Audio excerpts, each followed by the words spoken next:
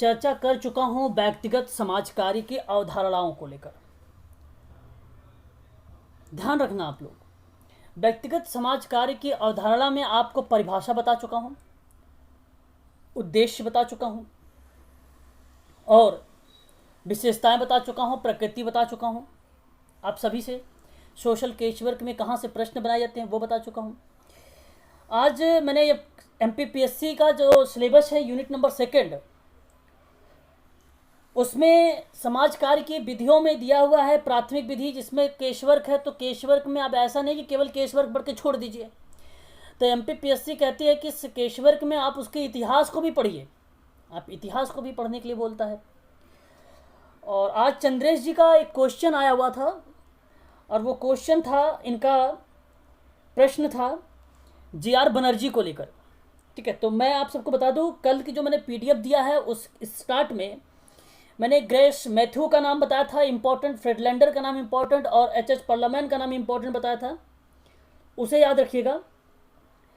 गौरा रानी बनर्जी जो हैं, इन्होंने ही papers on social work in Indian perspective को करके एक पुस्तक लिखी थी, वह भी ध्यान रखिए। तो 4 पुस्तक का तो नाम आपके तो जुबान पे होना ही चाहिए।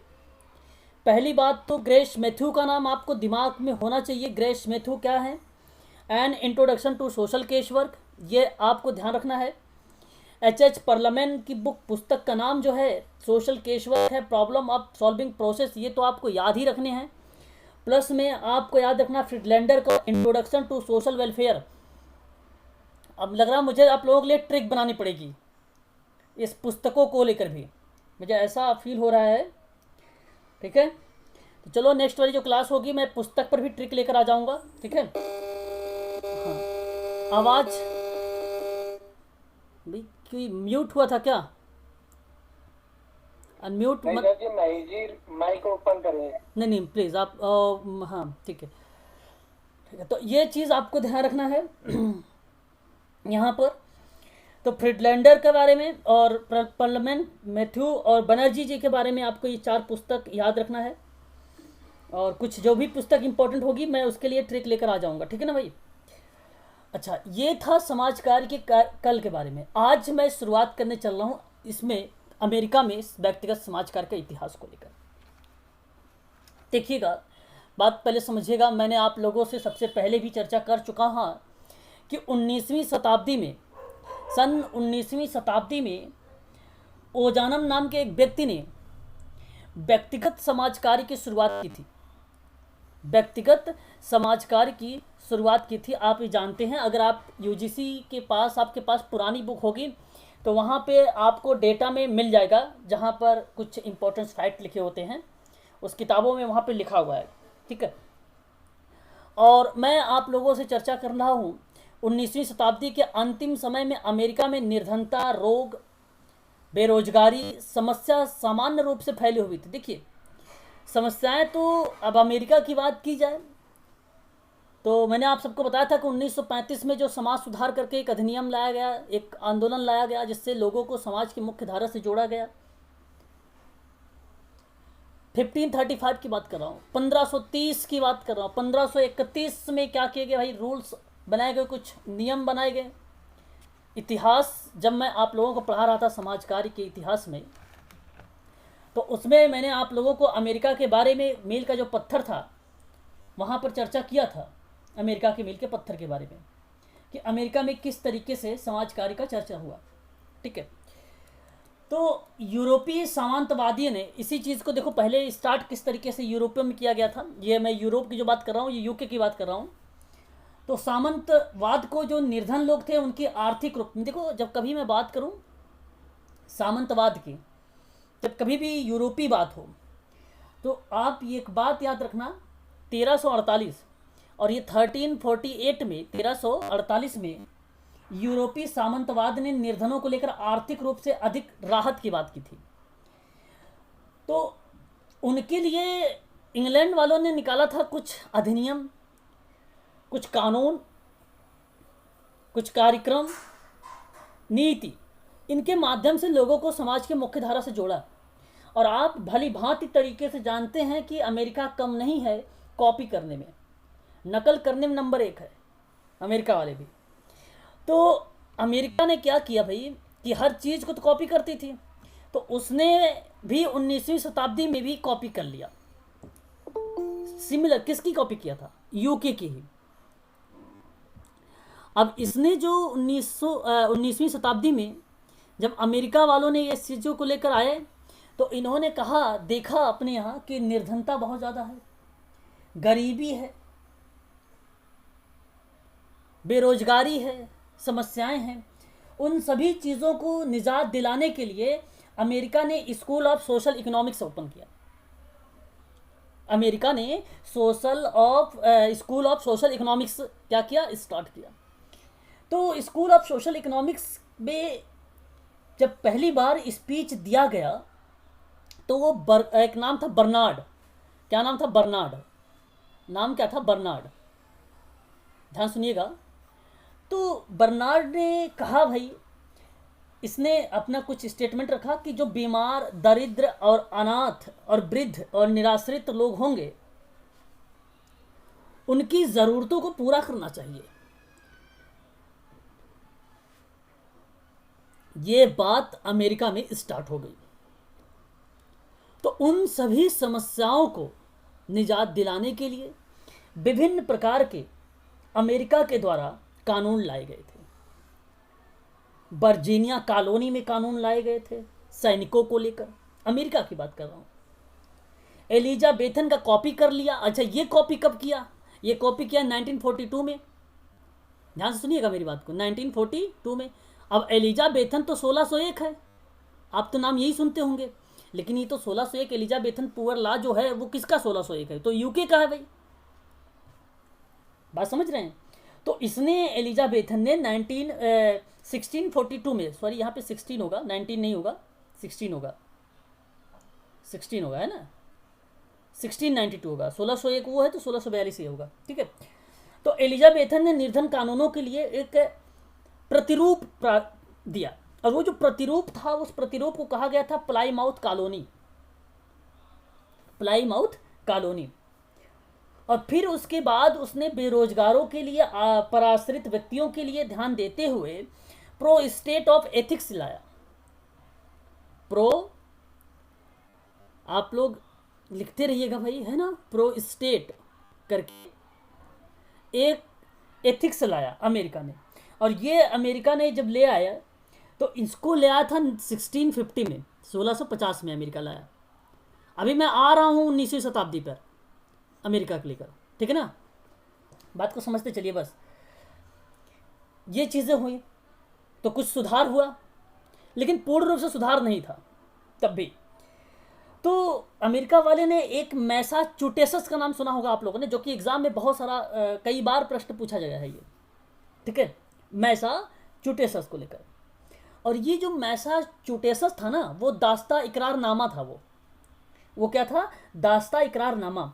और ये उन लोगों के लिए था जो गृह विहीन, गृह विहीन का मतलब जो घर से भटक रहे हैं अपने घरों से, जिनके पास मकान वगैरह नहीं है रहने के लिए। तो गृह विहीन लोगों के लिए इसने क्या किया? उन बच्चों के लिए, उनकी देखभाल के लिए एक दास्ता इकरारनामा चालू किया। और वो दास्ता इकरारनामा जो स्टार्ट हुआ था, वो हुआ था 1692 में। 1692 में हुआ था। समझ रहे हैं ना आपने मेरी बात? देखो एक क्रम से आ रहे हैं नहीं चंद्रेश जी, है ना, ऐसे चलते चलिए, कोई दिक्कत तो नहीं है ना, है ना भाई? हाँ, बहुत बढ़िया। ऐसे आप नोट डाउन करते चलिए, सभी लोग वर्ष वगैरह लिखते चलिए साथ साथ। फिर अमेरिका वालों ने क्या किया? अमेरिका वालों ने 1776 में इन लोगों ने भाई किया कि जो भी गुलाम लोग होंगे, उसके अतिरिक्त जितने भी लोग होंगे, उन सभी को, मतलब गुलाम लोगों के अलावा भी साथ साथ उन लोगों को भी जो है, जो बेसिकली जो गुलाम नहीं थे, उनके लिए भी। तो स्वतंत्रता के संदर्भ में संयुक्त राज्य अमेरिका ने स्वाधीनता घोषणा पत्र पर हस्ताक्षर कर दिया, स्वतंत्रता के संदर्भ में, कि भाई सभी लोग स्वतंत्र हैं। तो स्वतंत्र वो भी हैं जो गुलाम थे, और जो गुलाम नहीं थे वो भी थे। तो इस टाइप का एक अमेरिका वालों ने क्या किया भाई, वो लेके आए, घोषणा पत्र लेकर आया अमेरिका में। अमेरिका ने फिर उसके बाद कहा कि भाई समाज कल्याण की गतिविधियां जो होगी वो आगे बढ़ेगी कैसे, समाज कल्याण की गतिविधि कैसे आगे जाएगी। तो इसके लिए 1787 में यूएसए ने सामान्य कल्याण प्रोन्नयन स्टार्ट कर दिया। 1787 में 1787 में क्या स्टार्ट कर दिया, सामान्य कल्याण प्रोन्नयन प्रोन्नयन प्रोन्नयन स्टार्ट कर दिया।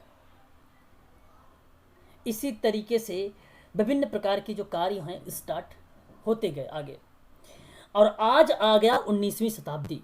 इस 19वीं शताब्दी के अंत में या अंत के समय में अमेरिका वालों ने निर्धन, रोग, बेरोजगारी समस्या सामान्य रूप से फैली हुई थी।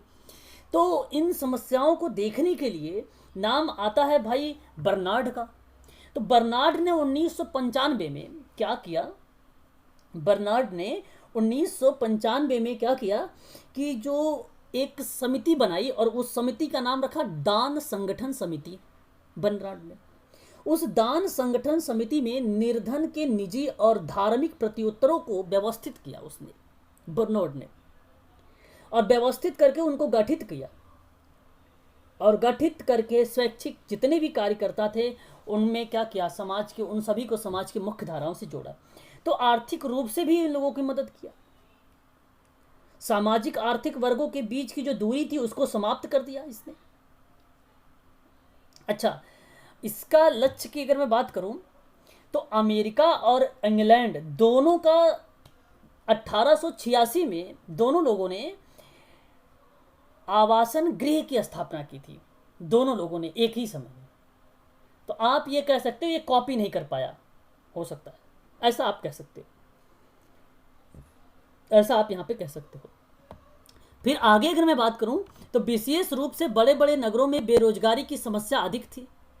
जाहिर सी बात है उस समय के परोपकारी व्यक्तियों पर यह बात स्पष्ट हो गई कि निर्धन विधान को चलाने वाले अधिकारियों के द्वारा जो मान्यता दी जा रही है वह ना तो पर्याप्त है और ना ही रचनात्मक है। इसने कहा, बर्नार्ड ने यह भी बात वहां पे रखा कि पर्याप्त नहीं है ये बातें सारी।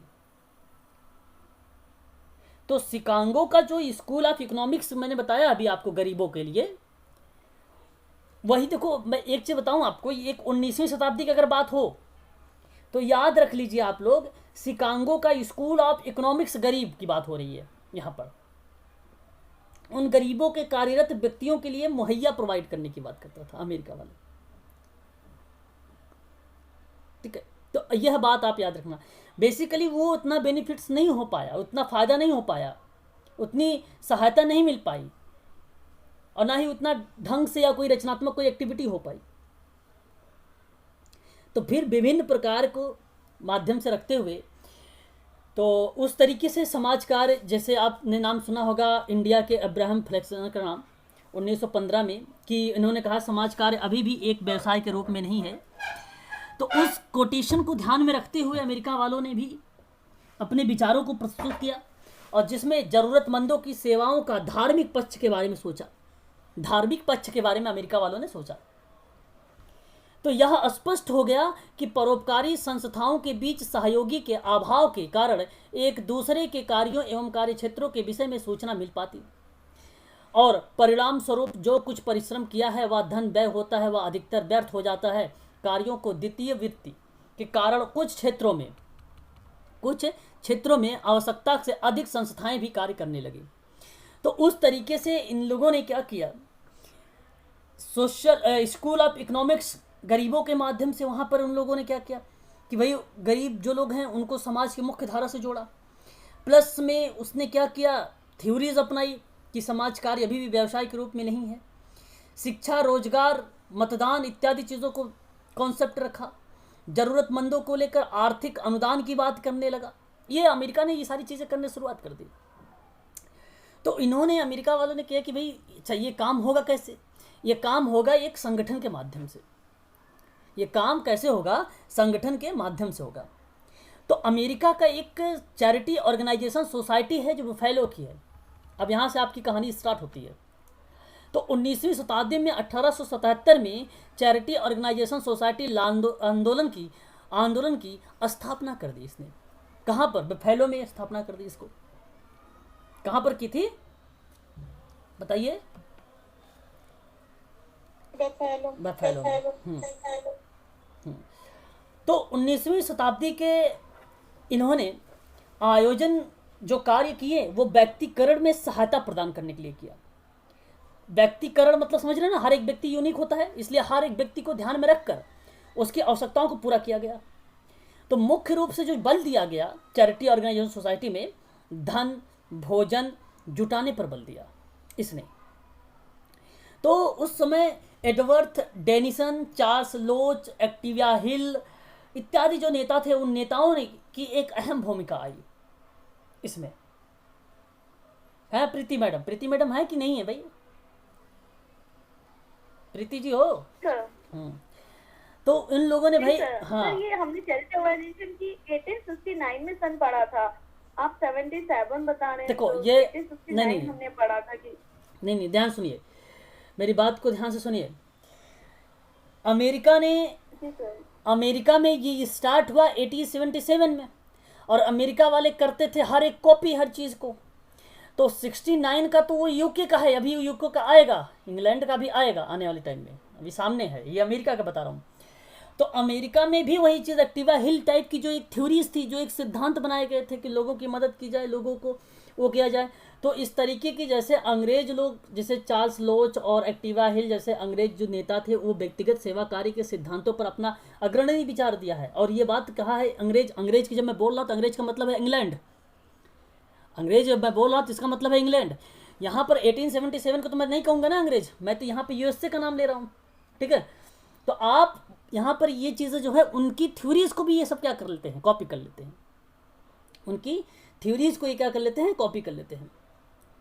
तो मैरी रिचमंड का जो व्यक्तिगत सामाजिक परिस्थितियां थी वो विश्लेषण का एक प्रथम दृष्टिकोण रखा उस समय मैरी रिचमंड ने।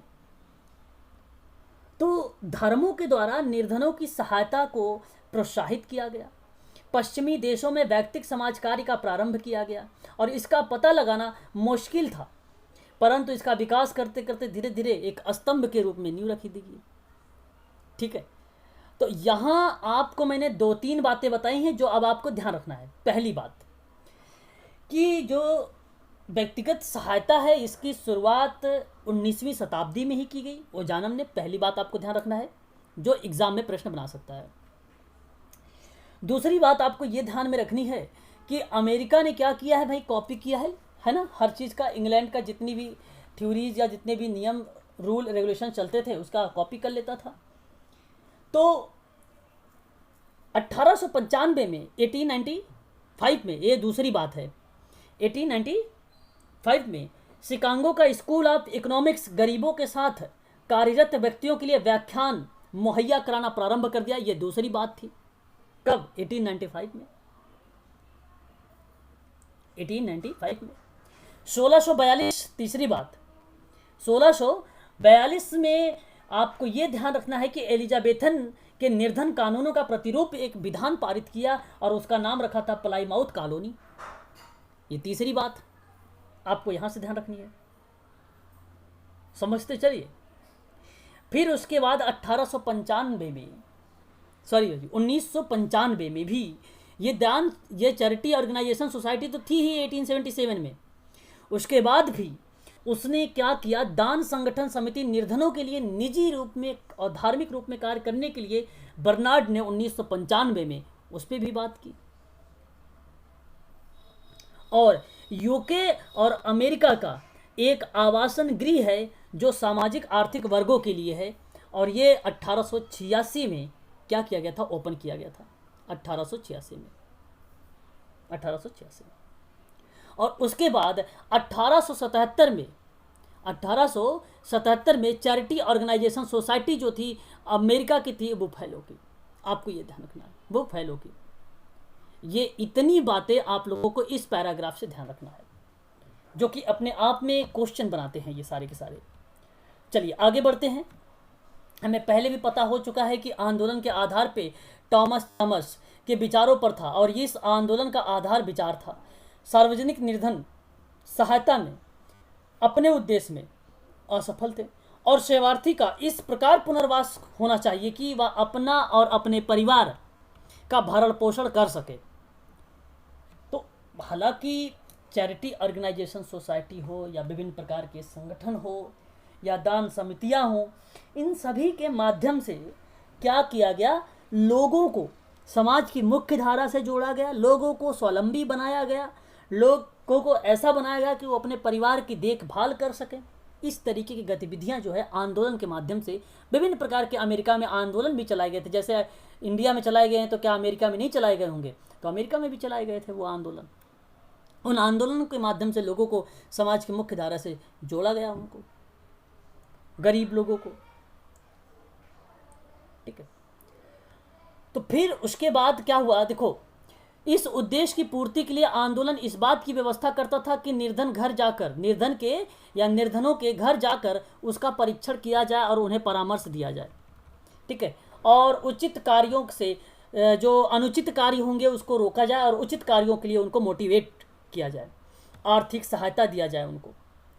तो ये जो चीज़ें आपको मैं बता रहा हूँ ये सभी के सभी अपने आप में इम्पोर्टेंट है कुछ, लेकिन मैं आपको एक बात और बता देना चाहता हूँ यहाँ पर कि जब गरीबी बेरोजगारी के संदर्भ में अमेरिका के एक राष्ट्रपति थे जिनका नाम था फ्रैंकलिन डी रूजवेल्ट, क्या नाम था, रूजवेल्ट नाम था। देखिए यही चीज़ मैं कहता हूँ, आप लोग ना सुना ना करें, आप लोग लिखा करें कॉपी पे, बार बार वही चीज़ बोलता हूँ, जैसे मैं जो चीज़ें कह दूँ इंपॉर्टेंट है तो उसको हल्के में ना लिया करें, आप लोग नोट डाउन किया करें, ठीक है। तो ये चीज़ ध्यान रखा, रूजवेल्ट एक नाम था, ये राष्ट्रपति थे। और जब फ्रैंकलिन रूजवेल्ट ने सामाजिक कल्याण के लिए जो कार्यक्रम चलाया उसका नाम रखा न्यू डील। क्या नाम रखा, न्यू डील। अब प्रश्न ये बनेगा कि न्यू डील कब आया था, तो 1933 में लाया गया था, 1933 में लाया गया था। ये क्वेश्चन आपका आंसर मिल गया, न्यू डील। और ये न्यू डील किसके समय में आया था, उस समय राष्ट्रपति कौन थे, रूजवेल्ट राष्ट्रपति। अच्छा, सामाजिक कल्याण कार्यक्रम का नाम क्या रखा गया, अमेरिका में सामाजिक कल्याण कार्यक्रम का नाम रूजवेल्ट ने क्या रखा था, न्यू डील रखा था। किसके परिप्रेक्ष्य में था ये न्यू डील, गरीबी और बेरोजगारी के परिप्रेक्ष्य में था। तो यहाँ से दो तीन चीज़ें बनता है। कारण यही था कि भाई उनकी आर्थिक सहायता भी दी गई, उनको उचित कार्य भी दिए गए, उनको इसके माध्यम से जो ये न्यू डील कार्यक्रम चलाया गया है सामाजिक कल्याण के लिए, इनके माध्यम से उनको आर्थिक मदद दी जाती थी, उनको परामर्श दिया जाता था, ये चीज़ें कार्य होते थे इनके माध्यम से। तो इस प्रकार निर्धनों के पुनर्वास के पूर्व उनकी दशा की सावधानी से परीक्षण किया गया और उनकी समस्या के विषय में स्वयं उनके और उनके आसपास के लोगों के लिए विचार विमर्श किया गया और आवश्यक भी समझा गया उसको, ठीक है। तो ये आपका था अमेरिका के बारे में थोड़ा सा। तो अमेरिका के बारे में आपको इतनी चीज़ें जो है मैंने बताया है, वो सारी की सारी बातें आप लोगों को ध्यान रखना है।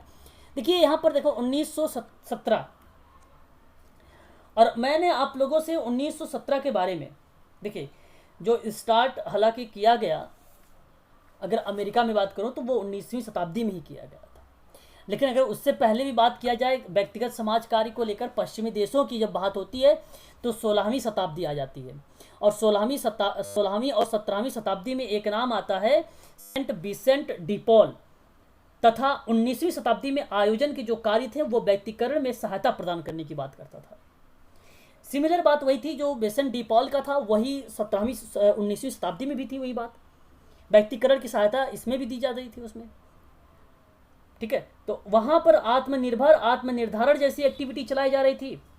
यहाँ पर एक पर्टिकुलर व्यक्ति को भी ध्यान में रखा जा रहा था, व्यक्तिकरण पर भी प्रयास किया जा रहा था। मैरी रिचमंड के द्वारा अगर मैं बात करूं तो मैरी रिचमंड ने के द्वारा व्यक्तिगत सामाजिक परिस्थितियों का विश्लेषण किया, और ये विश्लेषण करना प्रथम उसका एक प्रकार का दृष्टिकोण था, पहला दृष्टिकोण था। तो मैरी रिचमंड ने व्यक्तिगत समाज कार्य की प्रक्रियाओं में एक निश्चित रूप से अपनी पुस्तक लिखा और उस पुस्तक का नाम रखा था सोशल डायग्नोसिस, सोशल डायग्नोसिस रखा था, ठीक है। ये चीज़ आप ध्यान रखना है। और इस सोशल डायग्नोसिस में निदान के बारे में पूरे बताया कि भाई उस समस्या से दूर कैसे हो सकते हैं, आर्थिक गरीबी, बेरोजगारी, ऐसी जो समस्याएं आप देख रहे हैं समाज में, जो व्यक्ति स्वयं अपनी समस्याओं का समाधान कर नहीं पा रहा है, तो उनके लिए इन्होंने क्या निकाला, सोशल डायग्नोसिस एक नामक पुस्तक निकाली मैरी रिचमंड ने, जो लोगों को पुनर्वासित करते थे। और यहाँ की इसे आर्थिक साधनों में के लिए भी आवश्यकता होगी। कहने का तात्पर्य ये था कि अगर मान लीजिए कोई परामर्श से केवल पुनर्वास ही नहीं कर सकता है, नहीं कर पा रहा है, तो ऐसी कंडीशन पर आर्थिक संसाधनों का भी प्रयोग में लाया जाता था। ठीक है। निजी और सार्वजनिक आर्थिक सहायता भी कार्यक्रम क्या किया गया, प्रचलित कर रहे थे, और भी यहाँ पर क्या हुआ, और अब भी प्रचलित है यहाँ पर। ठीक है। तो अभी भी सार्वजनिक आर्थिक सहायता देने का जो कार्यक्रम है, आज भी अमेरिका में ये चीज़ें है, लागू है, चल रही है अभी भी। ठीक है। तो ये था अमेरिका का, आप इसे ध्यान रखिएगा। अमेरिका का, अमेरिका के बारे में मैंने जितनी भी पॉइंट बताया है आप लोगों को याद हो चुका है क्या? अमेरिका के बारे में the association for improving the conditions of the poor नामक संस्था का गठन कब हुआ अमेरिका में? कोई बताना चाहेगा मुझे? The association for improving the conditions of the poor, बोलिए जरा। अमेरिका की एक संस्था है, कब गठित की गई है? क्वेश्चन बना सकता है, बोलिए एक बार। 1601 नहीं, नोट डाउन करिए, कॉपी पर लिखिए।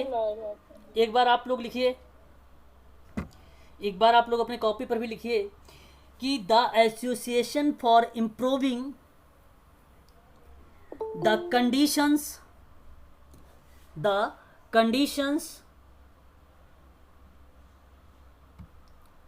लिख रहे हो ना?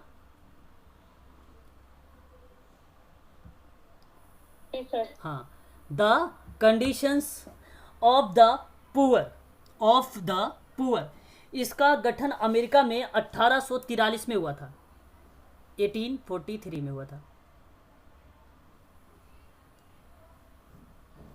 इसका गठन। और इस पे जहाँ लिखे हो वहाँ पे लिख लीजिए IMP, है ना, उस पे वहाँ पर IMP, एक बार रिपीट कर दीजिए नाम। IMP लिख लीजिए। देखिए, the association for improving the conditions of the poor,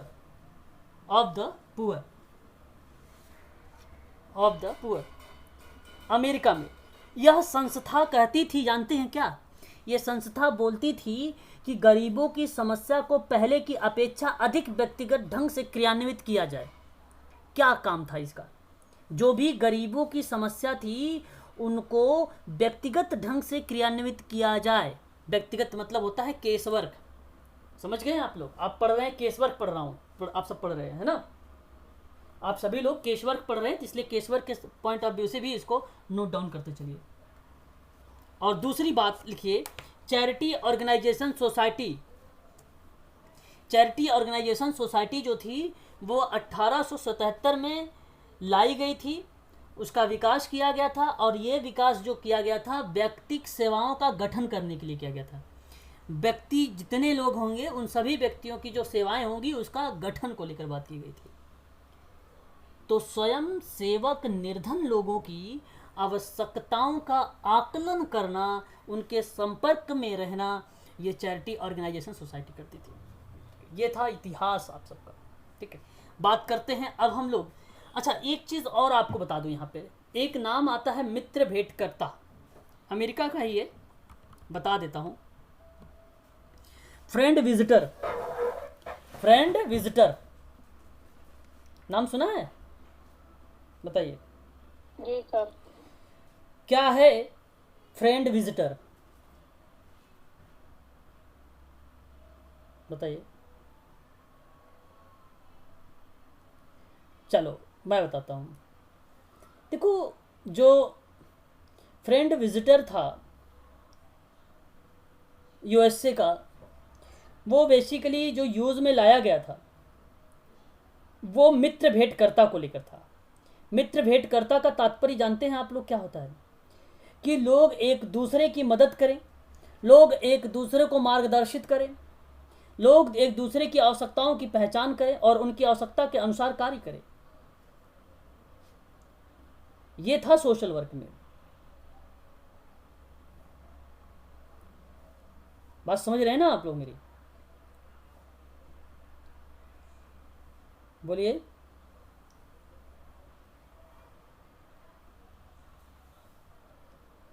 हाँ, सर ये ब्रदरहुड से रिलेट है क्या? Brotherhood, friend visitor. हाँ, जहाँ पे आप देखो एक प्रकार से ब्रदरहुड भी आप इसका नाम दे सकते हो, क्योंकि एक दूसरे के लोग मदद कर रहे हैं, तो ब्रदरहुड का आप नाम दे सकते हो। ठीक है, नाम इसलिए दे सकते हो क्योंकि एक दूसरे को यहाँ पे पहचानने की बात हो रही ना, तो ब्रदरहुड आप सोच सकते हो यहाँ पर। ठीक है, और ये जानते हैं कब आया था? जहाँ पर मित्रवत यात्रा को लेकर एक शक्ति में विश्वास करने की बात हो रही थी, आश्वासन देने की बात हो रही थी, लोगों को सुधारने की कोशिश की जा रही थी। तो जानते हैं ये कब आया था? 1887 में।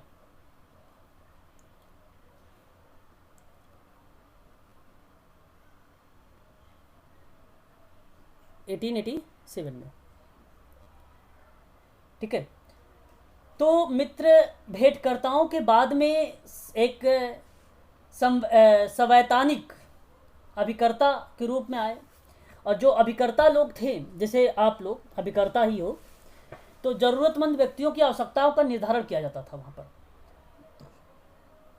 तो सोशल केसवर्क का प्रथम परीक्षण इसी समय आरंभ हुआ और व्यक्तिगत कार्य चिकित्सा के मॉडल पर आधारित हुआ। व्यक्तिगत समाज कार्य अस्वस्थ व्यक्तियों तक भी सीमित था, और व्यक्तिगत समाज कार्य में ही कार्यक्रम जो भी होते थे, उन कार्यक्रमों को ग्रीस में कालीन प्रशिक्षण के रूप में शुरुआत किया गया था। और यही जो ग्रीष्मकालीन प्रशिक्षण कार्यक्रमों के माध्यम से जब शुरुआत किया गया, तो इन कार्यक्रमों के माध्यम से समाज कार्य महाविद्यालय जो थे वो अस्तित्व में आ गए।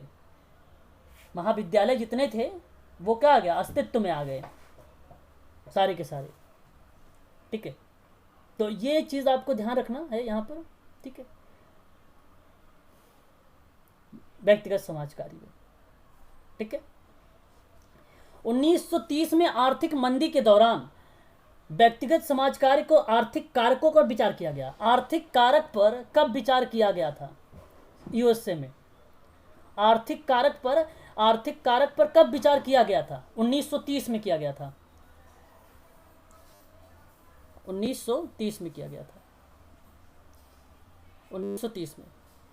1940 में व्यक्तिगत समाज कार्यकर्ता को एक मनोविज्ञान प्रतिपादन के रूप में उसके क्या किया गया था? इस्टेब्लिश की गई थी, या उसकी स्थापना की गई थी। एक प्रकार से आप ऐसे कह सकते हो कि मनोविज्ञान के क्षेत्र में जब कार्य किया गया वो 1940 में काम किया गया था। 1940 में। तो ये था आपका अमेरिका। चलिए मैं आगे बात कर लेता हूं आप लोगों से।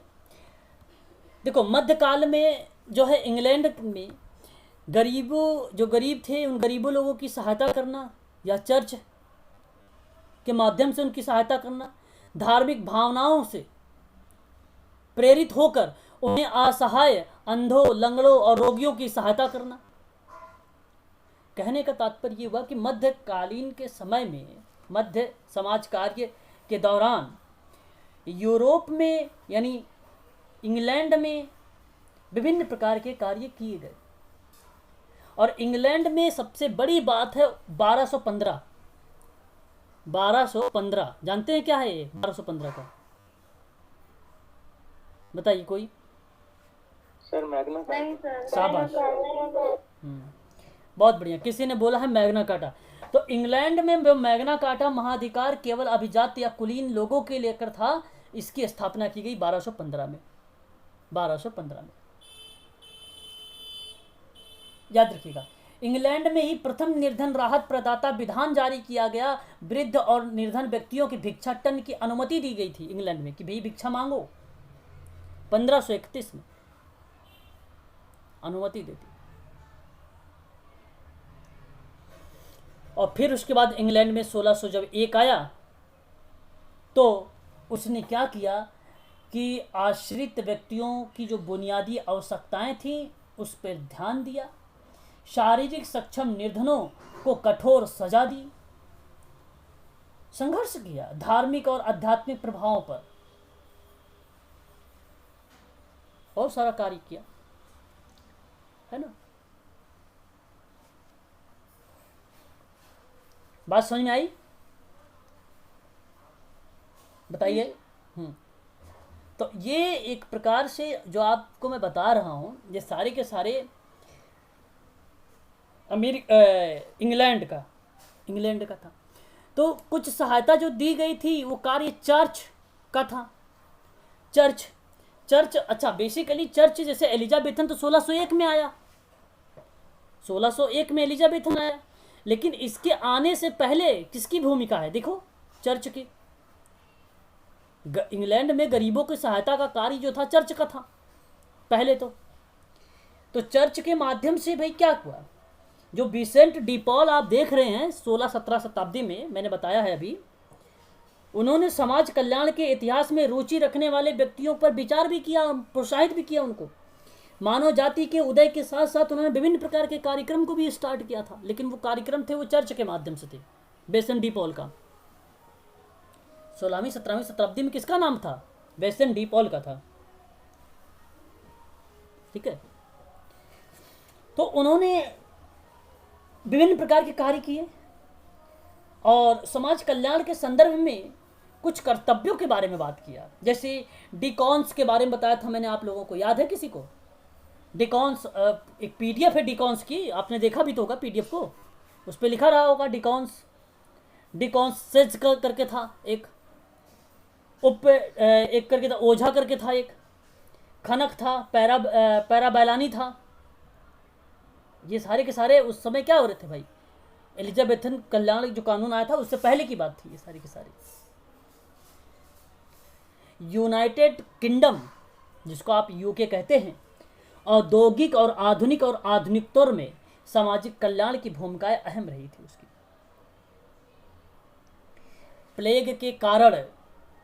प्लेग के कारण सामंतवादी सामाजिक प्रणाली का पतन हो गया था अमेरिका में,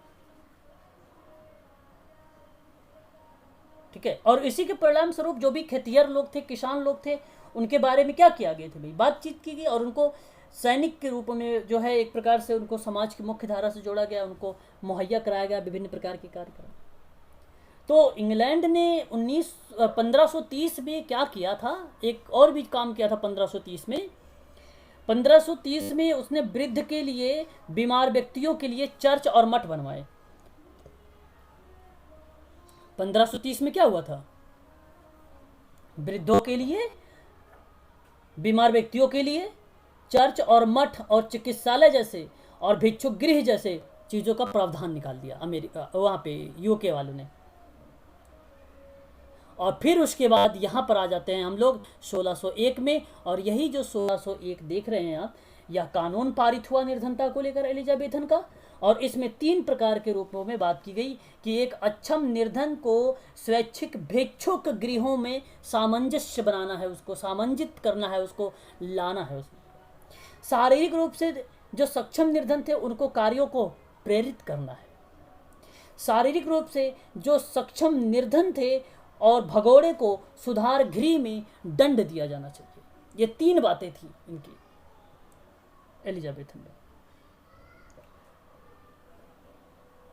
एलिजाबेथन में। फिर 19वीं शताब्दी में इंग्लैंड में भाई क्या हुआ कि राज्यों की भूमिका का महत्व दिया गया, सामाजिक शर्त लाए गए और उसमें कहा गया, उसमें बताया गया कि गरीबों की सहायता पर कार्य किया जाना चाहिए। धार्मिक भावना से प्रेरित होकर असहाय, अंधे, लंगड़े, अगर मैं बात करूँ तो हियरिंग इम्पायरमेंट, विजुअल इम्पायरमेंट इत्यादि लोगों को क्या सहायता की गई। तो दान वितरण के कार्य पर अधिक बल देने पर जो कारण बना वो चर्च बना था, और राज्य को असहमति उत्पन्न हुई, जिसके परिणाम स्वरूप 16वीं शताब्दी में निर्धन सहायता उत्तरदायित्व राज्य पर हो गया था। तो 16वीं 17वीं शताब्दी में तो ऑलरेडी हो ही चुका था, वो तो आपको पता है अच्छी तरीके से, विसेंट डी पॉल का नाम है ना।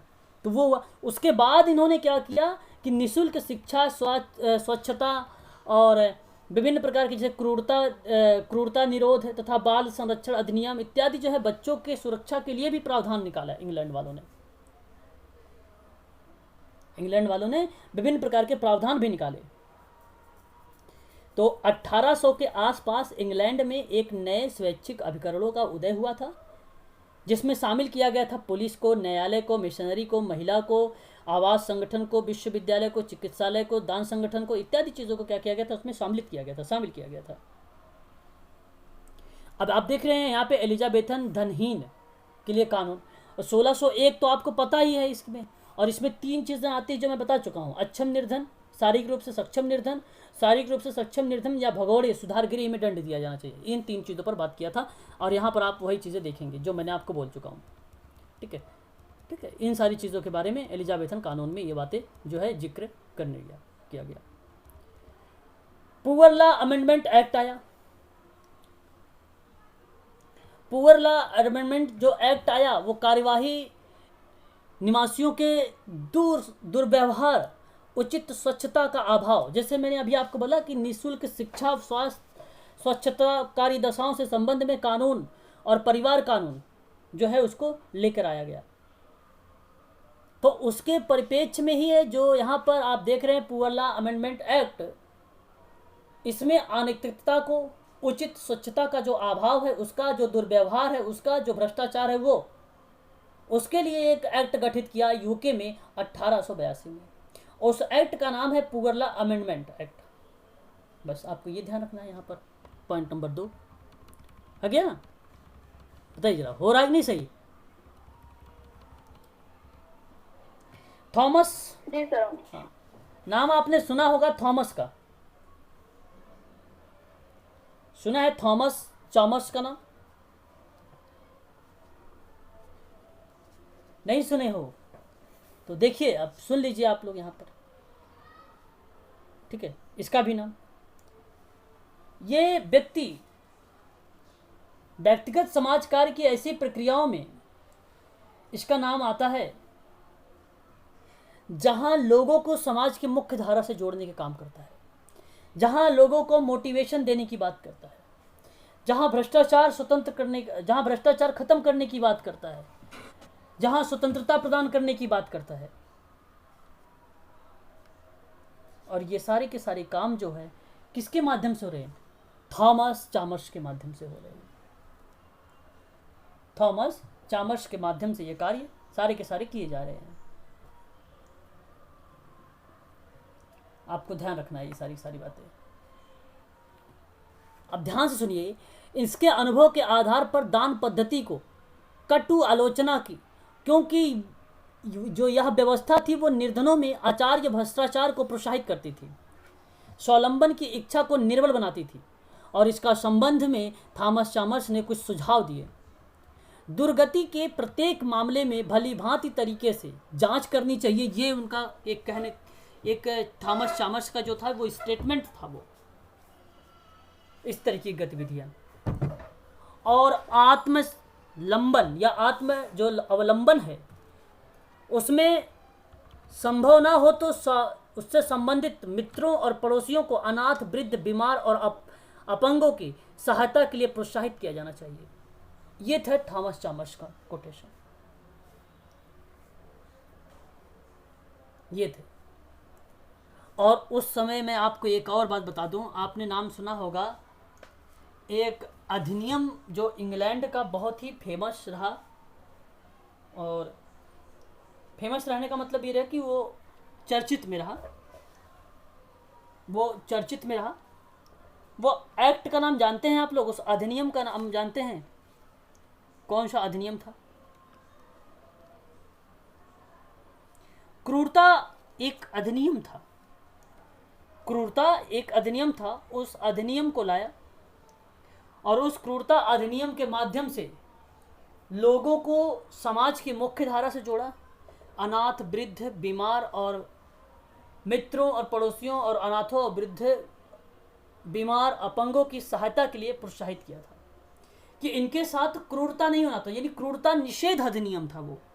और क्रूरता निषेध अधिनियम कब आया था? 1889 में आया था।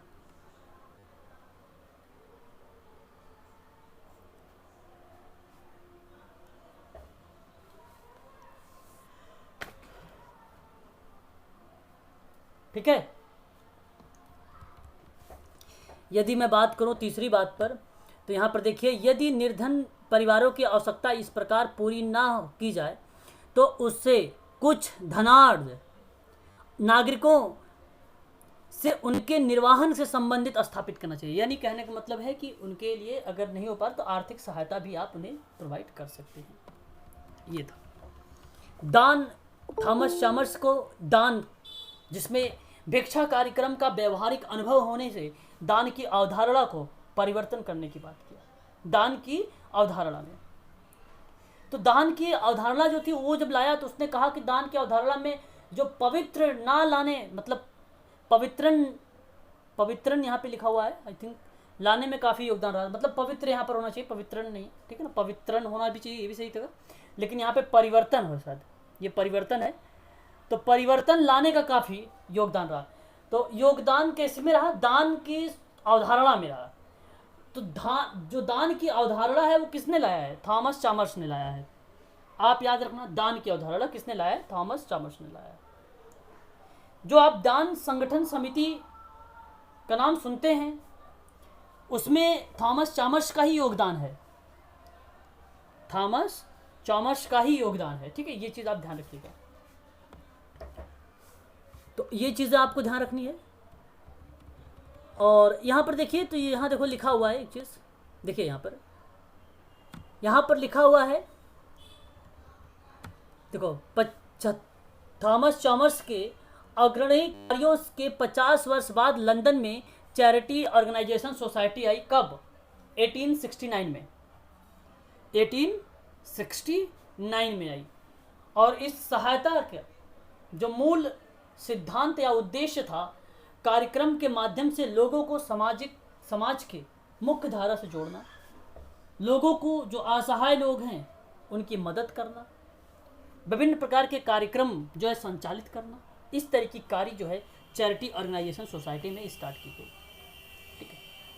तो बेसिकली व्यक्तिगत कार्य पर भी बल देता था ये, ठीक है ना, व्यक्तिगत कार्य पर भी बल देता था।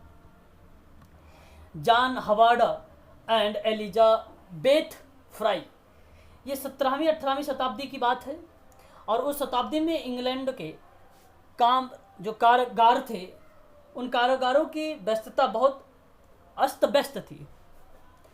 बंदियों के साथ दुर्व्यवहार किया जाता था, उनके आवास एवं भोजन और वस्त्र की उचित व्यवस्था नहीं थी, ठीक है। तो जॉन हवार्ड जेल सुधार के दृढ़ समर्थक बन गए और इनका जो विचार था कि अपराधियों को अपराध विशेष के आधार पर दंड किया जाए और अपराध के कारणों की खोज किया जाए कि रीज़न क्या है। तो यही कारण है कि जो हवार्ड का नाम आप देखते हैं वो जेल सुधार के संबंध में है, ये चीज़ ध्यान रखना। और ये अपराधियों को अपराध विशेष के आधार पर दंड दिया जाना चाहिए, जिस तरीके को जिसका उसका अपराध है उसी तरीके से। तो सबसे पहले तो ये करिए कि अपराध का होने का कारण क्या है उसको ढूंढिए, और ये ढूंढने का जो रीज़न निकाला हवार्ड ने निकाला। और हवार्ड का एक उसी तरीके से जेल सुधार संबंधित विचार था, और आप कह सकते हो कि एक नीति, एक कार्यक्रम जो भी यहाँ पर डाल सकते हो, मेंशन कर सकते हो, ठीक है, इसे, ठीक है। तो ये था हवार्ड के बारे में। श्रीमती एलिजाबेथन फ्राई शांति प्रचारक समिति, और आप ये इन्हीं का है जो 1601 का है, ये आप जानते हैं।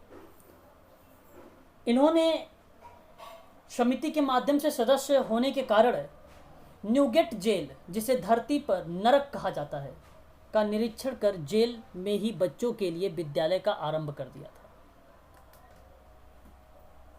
और इस तरीके से जो जेल में जो व्यवस्थाएं थी एजुकेशन की, इसके माध्यम से जो अपराधी लोग थे उनको समाज के मुख्य धारा से जोड़ा गया और उनके अपराधों में या उनके व्यक्तित्व में सुधार लाया गया। तो यह भी एक प्रकार के सुधारक है। एलिजाबेथ है, ये एलिजाबेथ वही है जिन्होंने पुअर लॉ बनाया था, ये श्रीमती एलिजाबेथ अलग है सर? नहीं, वही हैं, एलिजाबेथन फ्राई वही हैं, ठीक है, जो एलिजाबेथन है श्रीमती, ठीक है। ओके सर, हाँ, वही हैं, अलग नहीं है ये, ठीक है। तो इस तरीके से इन्होंने ये कार्य किए, उनका निरीक्षण किया, उनका देखा कि ऐसे ऐसी चीज़ें होती हैं, इस तरीके से उनको समाज के मुख्य धारा से जोड़ा जाए, ठीक है। तो यहाँ आपको ये ध्यान रखना है कि जेल के माध्यम से या व्यवस्था के माध्यम में लोगों को सुधार लाने की जो बात हुई, प्रयास जो किया गया, वो एलिजाबेथन के माध्यम से किया गया था। एक था 1877 का प्रिजन एक्ट, उसमें दंड संबंधी संस्थाओं का प्रशासन दिया गया था। जो केंद्रीय संस्था को नेशनल प्रिजन एक्ट में दंड संबंधी संस्थाओं का प्रशासन एक केंद्रीय संस्था नेशनल प्रिजन कमीशन को सौंपे ना दिया। यहाँ पर थोड़ा सा मुझे लग रहा है पीडीएफ मिस्टेक हो रही है। देखो 1877 में आप ध्यान रखिए, प्रिजन एक्ट के संबंध में दंड संबंधी संस्थाओं का प्रशासन एक केंद्रीय संस्था को नेशनल प्रिजन एक्ट में दंड संबंधी संस्थाओं का प्रशासन था। कहने का तात्पर्य यह है मेरा कि प्रिजन एक्ट एक 1877 में आया। प्रिजन का मतलब था जेल, ठीक है ना भाई, जेल अधिनियम, जिसमें आपको बताऊं उसमें संस्थाओं का प्रशासन किया गया। प्रशासन का मतलब था उसको मैनेजमेंट किया गया। तो यह मैनेजमेंट एक केंद्रीय संस्था करती थी। और नेशनल प्रिजन एक्ट एक राष्ट्रीय जेल अधिनियम, उसमें दंड संबंधी संस्थाओं का प्रशासन था। तो ध्यान सुनिए, जहां पर प्रिजन एक्ट था वो दंड से संबंधित प्रशासन था, दंड से संबंधित संस्थाओं का प्रशासन था। और जो केंद्रीय का संस्थान था प्रिजन एक्ट, वो भी वही था, दंड संबंधी संस्थाओं का प्रशासन था। ठीक है।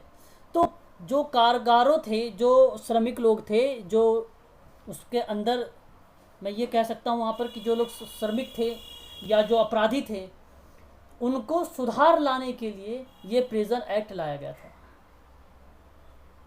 हेनरी सोली और चामस स्टुअर्ट की लोच, यहाँ पे सोच होनी चाहिए भाई, सोच चैरिटी ऑर्गेनाइजेशन की थी। पीडीएफ बहुत ज़्यादा मिसकरेक्टेड है, वो है, ठीक है। मैं आप लोगों को भी ग्रुप में दूसरी पीडीएफ भेजूंगा, ये पीडीएफ नहीं भेजूंगा, ठीक है ना, व्यक्तिगत समाज कार्य के इतिहास को। तो यहाँ पर चैरिटी ऑर्गेनाइजेशन सोसाइटी की जो स्थापना की गई चामस स्टुअर्ट और हेनरी सेलो के द्वारा से। और फिर उसके बाद 1869 में 1869 में society for organisation relief and repressing. अच्छा, यहाँ पर देखिए रिप्रेसिंग का मतलब हो गया एक प्रकार से बदल देना है, यानी कहने का तात्पर्य ये हुआ कि उनको सुधार की बात करने लगा, उनमें सुधार की बात करने लगा, उनके कल्याण की बात करने लगा, उनकी राहत की बात करने लगी।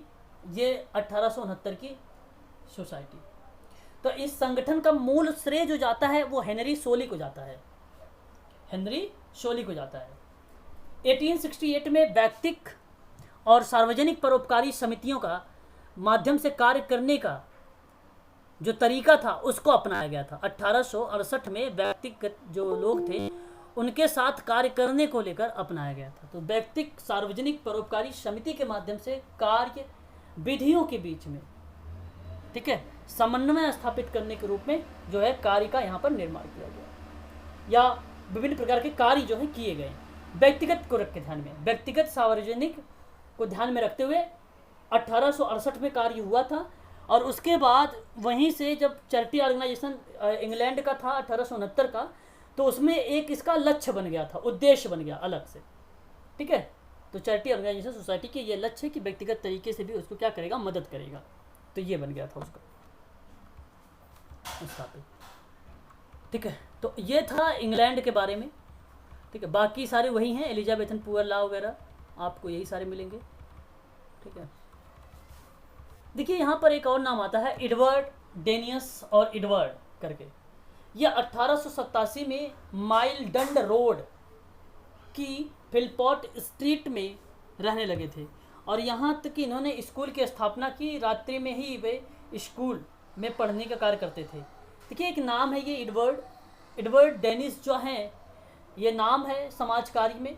तो 1887 में माइल डंड रोड की एक फिलपॉट स्ट्रीट थी, उस पे रहते थे। स्ट्रीट मतलब गली है एक, ठीक है, एक गली में रहते थे। और यहाँ पर वो इन्होंने क्या किया, स्कूल की स्थापना भी की। और रात्रि में वो क्या करते थे भाई, स्कूल में पढ़ाने का कार्य करते थे रात्र में, ठीक है, स्कूलों में। दिन के समय में रोगियों की देखभाल करते थे। ये स्थानीय निकायों पर परीक्षण करते थे और रोगियों की आवश्यकताओं को जानते थे या उसकी बात करूँ तो उन रोगियों की आवश्यकताओं को समझकर उनकी समस्या का निदान करते थे, पहचान करते थे, अध्ययन करते थे, उपचार करते, ऐसी गतिविधियां करते थे। और जनता और सरकार तक पहुंचाने का कार्य भी इन्हीं का था। ठीक है, तो एडवर्ड ये नाम अच्छा है भाई, काम इनके बड़े अच्छे हैं। ठीक है ना, तो ये चीज़ भी आप ध्यान रखिए, हो सकता है ये प्रश्न बना सकता है। ठीक है, तो ये था। अब देखिए भारत का आ गया। भारत की अगर मैं बात करूँ प्राचीन दृष्टिकोण में ही, तो आपने जो principle and practice of social work की पुस्तक थी लेन क्लार्क का, प्राचीन युग में क्या था भाई, दीन दुखियों, असहाय, गरीब, पीड़ितों की क्या करना, मदद करना, वही चीज़ें यहाँ पर मेंशन की गई है। कुछ चीज़ें यहाँ पे धर्म को रिलेट किया गया है। ठीक है ना, तो पहले कुछ धार्मिक चीज़ों को भी थी, तो आप समझ गए होंगे धर्म को। अभी मैं बताता हूँ कैसे। देखिए पहले तो मौर्य काल को देख लीजिए। मैं बार बार आप लोगों को बोलता हूँ समाज कार्य का इतिहास में मैं क्यों अशोक सम्राट को लगाता हूँ, मौर्य काल का मैं क्यों लगाता हूँ अशोक सम्राट को, जानते हो आप लोग? यहाँ पर देखो ऑप्शन एक क्वेश्चन अभी हाल ही में पूछा गया था, आप लोगों को याद है? सबसे पहले जो दास प्रथा था खत्म करने का किस व्यक्ति ने नियम बनाए थे? तो क्वेश्चन आप लोगों का ऑप्शन में था सम्राट अशोक। तो मौर्य काल में सामाजिक व्यक्तिगत कार्य का क्षेत्र जो था वो अधिक व्यापक था और उसमें बच्चों और वृद्धों को रोगग्रस्त व्यक्तियों की देखभाल करने का काम किया गया था। ठीक है, ये काम आप ध्यान रखना मौर्य कालों में लेकर। ठीक है, ये चीज़ मौर्य कालों में आया था। आवाज़ मेरी क्लियर है?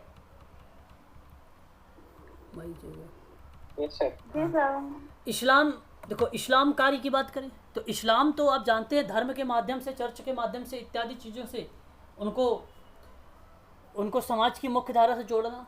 जो विभिन्न प्रकार के, मैंने अभी आप लोगों से जो शब्द थे उसके बारे में मैंने आप लोगों से चर्चा किया कि किस तरीके से समाज कार्य को इंग्लैंड में, या मैं बात करूं आप लोगों से यूरोप के साथ साथ चाहे इंडिया की भी बात करो तो सबसे पहले यूरोप में ही आया था ईसाई चर्च के माध्यम से। ठीक है, तो इस्लाम काल भी जो भारत में रहा वो जीवन का इस्लाम आविर्भाव की तरफ रहा। भिक्षा देने की व्यवस्था तथा प्रथा रही उस समय इस्लाम काल में। तो यह एक समाज कार्य होता था, उस समय समाज कार्य होता था, भिक्षा वगैरह देते थे तो। ठीक है, तो ये सारी चीज़ें थी उसमें। अंग्रेजों की शासनकाल में आया तो समाज सुधार का आंदोलन आ गए और 1829 में सती प्रथा अवैध घोषित कर दिया गया। 1856 में हिंदू विधवा पुनर्विवाह कर दिया। आप जानते हैं जितने अधिनियम थे वो सारे अधिनियम यहाँ पर आप लोगों का मेंशन हो जाएंगे। सॉरी, आंदोलन, जितने भी आंदोलन थे वो सारे के सारे यहाँ पर क्या हो जाएंगे, आ जाएंगे। तो मैंने ये दो ही नहीं था कि विधवा पुनर्विवाह ही राजा राम मोहन राय का यही नहीं था, आर्य समाज, ठीक है, परमहंस मिशनर और सर्जेंट इंडिया सोसाइटी, ये social service league, young Bengal, ठीक है, देवबंद आंदोलन, ये सारे के सारे आंदोलन इसमें मेंशन हो जाते हैं भारत में, ये इतिहास में।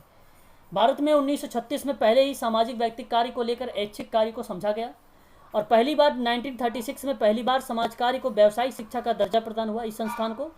और sir Dorab ji Tata graduate school of social work के नाम से स्थापित किया गया। इस समय जो है समाज कार्य पर जो कार्य कर रहा है वो Tata institute social and science अग्रणी तरीके से कार्य कर रहा है। तो व्यक्तिगत समाज कार्य में इसकी एक अहम भूमिका है और ये व्यवसाय समाज कार्य के रूप में कब आया, 1936 में आया। ये बात आपको ध्यान रखना है, ठीक है, ये बात आप लोगों को ध्यान रखना है, ठीक है। 1947, अच्छा आप देखो यहाँ पर अगर बात किया जाए तो ये आगे पूरी की पूरी हिस्ट्री, ठीक है, जो मैं आप लोगों से एक बार समाज कार्य के इतिहास में पहले भी चर्चा कर चुका हूँ कि किस तरीके से समाज कार्य का इतिहास जो है भारत में आया और विभिन्न तरीके से इंस्टीट्यूट या संस्थाएं जो है ओपन की गई। 1947 में काशी विद्यापीठ, 1949 में लखनऊ विश्वविद्यालय, ठीक है, 1950 में बड़ौदा विश्वविद्यालय, 1955 में आगरा समाज कार्य शिक्षा वो हुआ, संचालन हुआ। इस तरीके के सारे जो कार्य हुए वो स्टार्ट किए गए थे, ठीक है। 1952 में 1952 में मद्रास में हुए थे। ये सारे के सारे इंपॉर्टेंट है जो चीज़ें मैं बता रहा हूँ, ये आप लोग ध्यान रखिएगा, ठीक है, जो एग्ज़ाम में प्रश्न बना सकता है आप लोगों को, ठीक है। तो ये चीज़ें हैं, ठीक है, बाकी वही सारी चीज़ें यहाँ पर मेंशन की गई, ठीक। तो ये थी आप लोगों का जो समाज कार्य का, व्यक्तिगत समाज कार्य में जो इतिहास था मैंने उसके बारे में बताया है, व्यक्तिगत समाज कार्य के इतिहास को लेकर, ठीक है। व्यक्तिगत समाज कार्य के इतिहास को लेकर मैंने आप लोगों से चर्चा किया है आज की क्लास में, ठीक है। तो व्यक्तिगत समाज कार्य के इतिहास में आपको किन किन बातों का ध्यान रखना है मैं आपको बता देता हूं, एक बार दोबारा से रिकॉल कर देता हूं, आप ध्यान से सुन लीजिए। पहली बात तो आपको 16-17वां शताब्दी सेंट विसेंट डी पॉल, 19वीं शताब्दी में व्यक्तिकरण की सहायता, ये अमेरिका के बारे में बात कर रहा हूँ, इसके बारे में। The association for improving the conditions of the poor 1843 में गठन किया गया, 1843 में। ये चैरिटी ऑर्गेनाइजेशन सोसाइटी 1877, मित्र भेंटकर्ता 1887। उसके बाद जो मैंने 1930 का एक आर्थिक मंदी के दौरान में व्यक्तिगत समाज कार्य को लेकर आर्थिक कारकों पर विचार किया गया, 1930, ये याद रखना है। 1940 में व्यक्तिगत समाज कार्यकर्ता को मनोविज्ञान के रूप में इसको क्या किया गया भाई, प्रतिपादित या मानसिक तनाव के मुकाबले में उसे शक्ति या क्षमता प्रदान करने की बात। और फिर उसके बाद आप लोगों से चर्चा किया मैंने इंग्लैंड के बारे में और इंडिया के बारे में। भारत में आप ये याद रखें कि जो भारत का समाज कार्य रहा है वो एक व्यवसाय के रूप में रहा है, व्यक्तिगत समाज कार्य, ठीक है। तो व्यवसाय के रूप में आपको ध्यान रखना है 1936 मुंबई का, और वह है Dorabji Tata institute of social science, आपको ये ध्यान रखना है। और यह 1936 में मुंबई में प्रारंभ किया गया था। सामाजिक कल्याण संस्थाओं को समस्याग्रस्त व्यक्तियों की सहायता प्रदान करता था, यह आपको ध्यान रखना है।